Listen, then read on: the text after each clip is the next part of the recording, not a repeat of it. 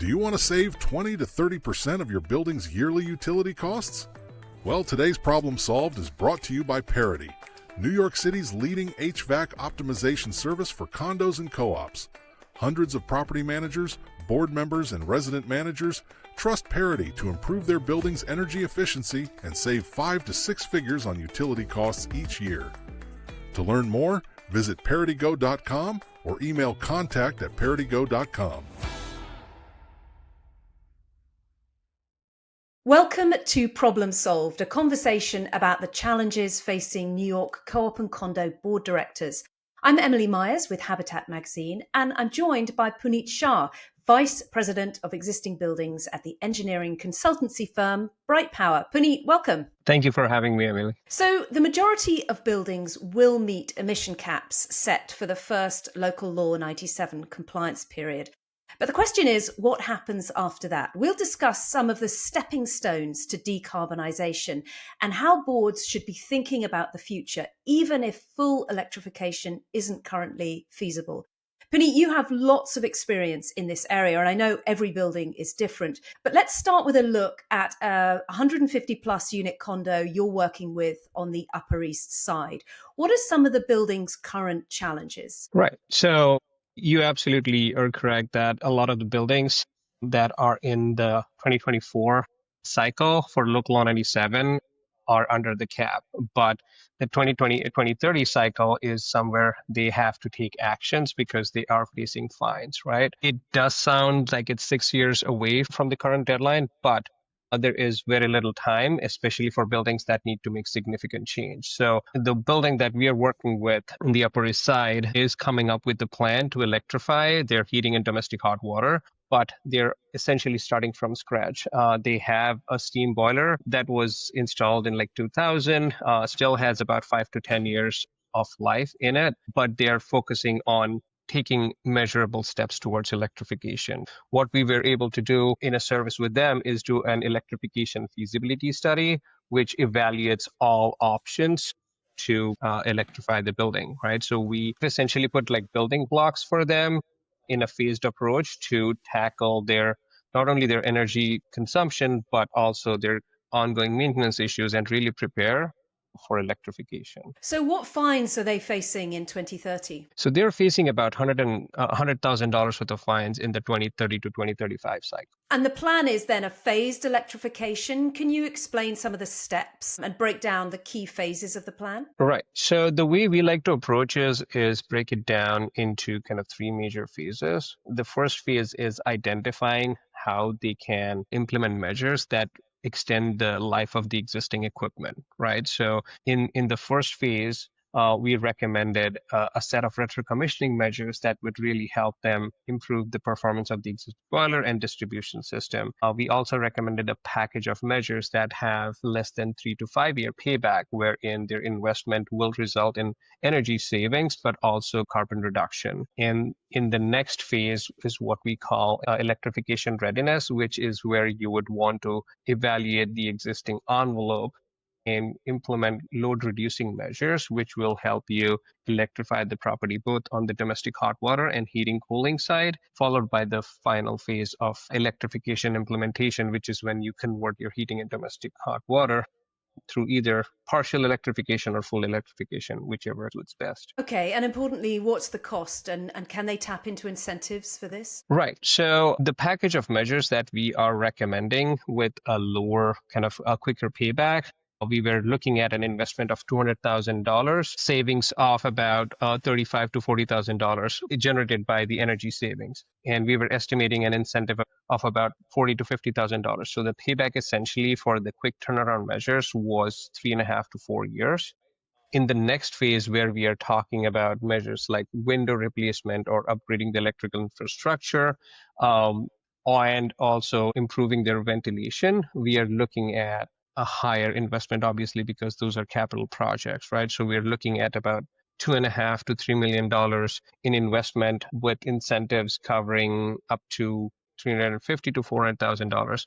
The payback is definitely longer there, but we are also talking about preparing the building for electrification in the longer term. Okay. And so the first phase, costing about 200,000, you said, boiler controls, low flow plumbing fixtures, lighting, exhaust fan, timer controls, that kind of thing. Right. What impact will that have on the penalties in 2030? Right. So we are expecting that for the 2030 cycle, it would significantly reduce the fines from $100,000 down to about $18,000 or $20,000, right? Because any measures you implement that reduces your natural gas consumption has a higher value in that cycle, which leaves a very small portion of the fines to either tackle through the second phase of electrification readiness, or in some cases, it may just make financial sense to pay the fines for the first year or so as you're still preparing your building with the larger capital projects. Okay, and so can you just clarify how Bright Power is involved? You are engineers and you're doing the feasibility study. Are you then bringing in vendors? Yes, so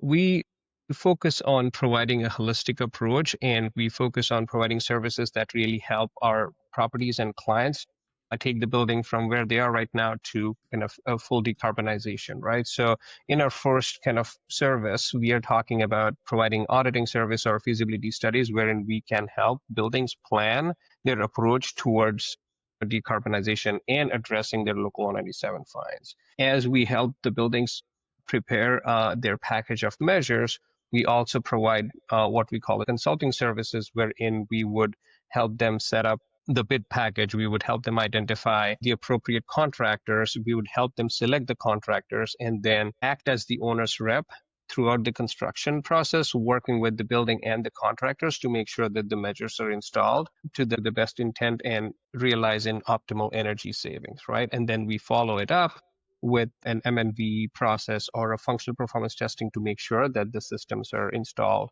as desired. And incentive procurement also is part of that service, wherein we will make sure that all available incentives are kind of maximized and the cost is kept as low as possible. Okay, and so for this building, obviously full electrification is feasible, but there are buildings perhaps where it isn't feasible in the sense that, bringing in that capacity is just way too expensive. Right, you're absolutely right. And one of the things that I have observed in like the hundreds of buildings I've been to is electrification is not applicable or a good solution for a good number of existing buildings, right? In that case, the buildings should focus on identifying how close for electrification they can get in terms of either its domestic hot water electrification or hybrid electrification also, right? If you still continue to rely on the fossil fuel driven boilers but cannot fully convert, there are hybrid heat pumps that do not require major upgrades to their electrical infrastructure but can offset the heating load to electrification in a major way. So the property should kind of consider, again, a phased approach of reducing the load first and then see how they can achieve as close to electrification as possible, either through partial electrification or hybrid electrification. Okay, so even if full electrification isn't possible, electrification readiness is a sensible approach because it prepares your building by spending dollars on infrastructure to achieve a reduction in load, which is going to benefit regardless of whether you reach full electrification. Is that a good summing up? It is.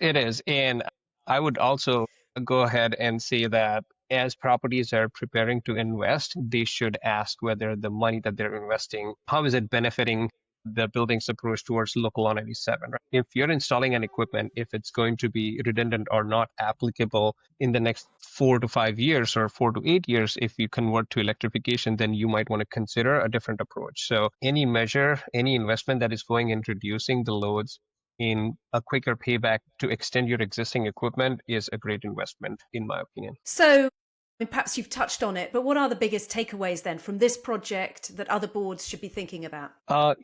So one of the biggest takeaways is to start early, right? In my opinion, engaging a consultant or a trusted advisor who can help you plan an approach as early as possible is key, right? Even if we are talking 2030, essentially properties have only up until 2028 to get the measures installed, because the energy consumed in 2029 is going to impact the fines in 2030, right? Coming up with a plan of action for the next 4 years and phasing it out is key. And identifying existing resources, whether it's technology for electrification or planning for implementing large capital projects, early on is key. Those are like the two major points. And the final one I would say is understanding how your electrification journey for these buildings, for your building is, and how you can approach it in a phased manner.